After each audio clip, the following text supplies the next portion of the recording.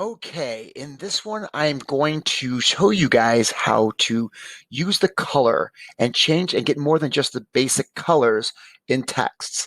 So, and how we can manipulate text even more. So, and we can kind of modify them and kind of make them our own. So here we go. I've got the word text and tune up on the board already. And notice everything looks the same. We're good to go.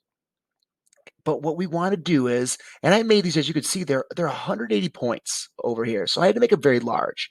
And it's just a matter of when I do this next step, it's going to change the dynamic of the actual text itself. As you can see in layers, it says it's text. So here's what happens. There's two ways to do this. I can either right click and say convert to path, but I'm more of a click over here. I'm going to show you where this is. You're going to see it's right here. And it's where it's got, it says convert to path. So it's one of the last things that we are going to talk about up on the toolbar. So once I click it, I want you to see two things. You're going to first check the text and you see how that changes. And you're going to, and it's not physically how it changes, but just the characteristics, and watch the layers itself. So let's click it. Two things happen. Notice a blue line goes around the word text, and the box is right on it exactly. And my layers have turned to compound paths.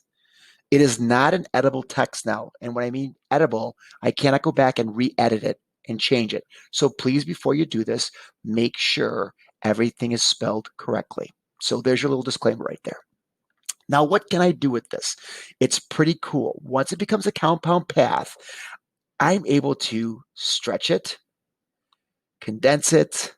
I can do all kinds of things because now the computer thinks it's a shape and I have a little bit more flexibility to it. Now I'm not able to ungroup it because as you can see, it's grouped right there. It works as one.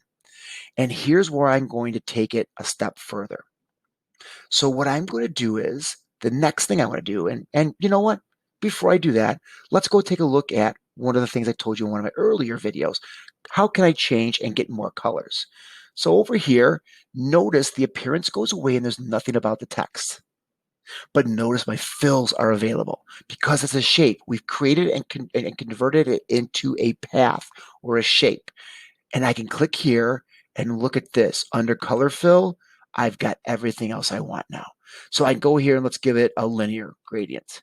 Notice it changes and you can see I have everything I can normally do with a shape or with a path that we create like we did in Rotoscope. I have those. If it's a text itself, I don't. It's just color fill and that's it. Now that's this path, I have all these other things I can do with it. So you know how to use the gradients. I'm not going to go over that. It was in a prior video, so we're good. But that's the first thing about it. So let's come over here. I'm just going to go back to the red again, so it's just easier to see, okay? So let's come back here. Let's click on this. Give me my compound path. I want to change it back to just a red. Please, oh, please. Oh, I see what I'm saying. We don't want to be at linear. Excuse me on that one. I guess I'm just going to go a little crazy here. I apologize for that, people and my viewers. So come back here. Now, here's the next thing. As I told you before that little off about the coloring and putting a gradient to it, I told you that it's one group. I have to be able to take it apart. And as you see on the layers over here, it says it's a compound path. Well, I want to break it down just into shapes or individual paths. How do I do that? Is I come to modify, I come down to my path, and it says split path. It's right here. And I can also right click on it too, and it will say split path right here. So either one, modify or split path, or right click. I'm going to right click and notice everything changes. Notice my layers here. All the paths are here. Notice, and this is why I have the word tune on there, look at the O's in tune. They've changed. They are two different paths. There's one here, and there's one underneath it. And you can see the paths when I click on it. Click here, click there. Well, we can fix it so it goes back to a compound path that I can change and use. It was in a prior thing.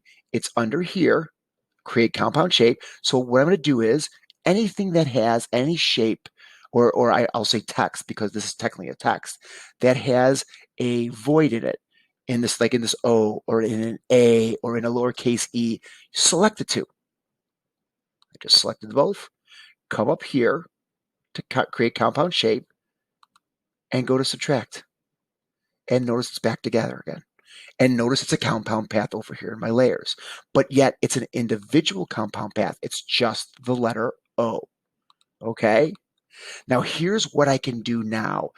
Now that these are all individual pieces, I can do whatever I want. So let me just move tune out of the way. And let's have some fun with text. I can come here and I can start doing cool things like this.